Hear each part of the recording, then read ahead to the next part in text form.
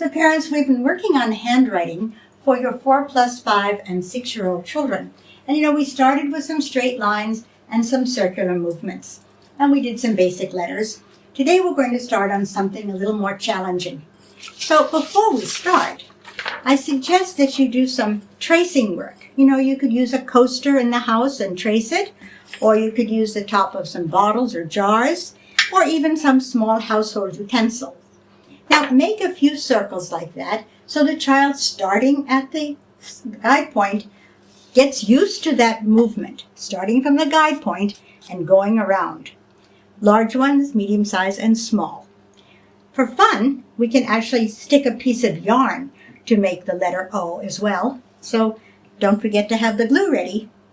And sometimes it's fun to use also sequins or some small object. The point is to make this an engaging opportunity for the children. So now we're ready to actually do some practice.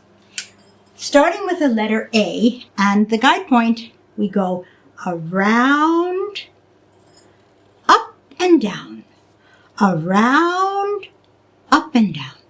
Why around, up and down? Because when you start doing cursive writing, you have the tail to move forward. Just 3 on any given day, and then some activities to add creativity. The same with the letter C.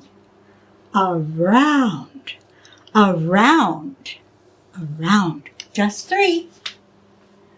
Probably you want to wait another day or so before you tackle the letter O, which is very challenging for small arms and small fingers. Now what can we do with these shapes to add creativity? They lend themselves to robots, the sun and the moon, to planets, oranges and cricket bats, and even, something quite fun, making stick figures for members of the family or their friends or people in the neighborhood. They might even want to write the name underneath it. What's really important is to avoid the backwards O or the upside down O. If you see that, please ask the child to stop and go back to the point of guide and move that way. Now, for further practice, there's our old friend, the pipe cleaner. They'll find it's really hard to make a correct letter O in this shape. And so that's part of the eye-hand coordination, getting the visual image and working on getting it right. It's the same for the letter C. It takes a little doing to get a C that looks like the letter C. Then, of course, there's using finger paint for further practice or tracing it in sand or flour. That's fine too. But what's our biggest problem? Children don't see the purpose in handwriting, and certainly not neat handwriting. So how about this? Write a small message and put it under their pillow at night. Tomorrow, maybe they'll want to write one back to you or someone else in the family.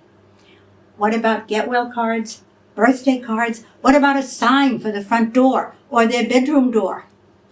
What about labels that they can write to put around the house, window, door, my room, something like that?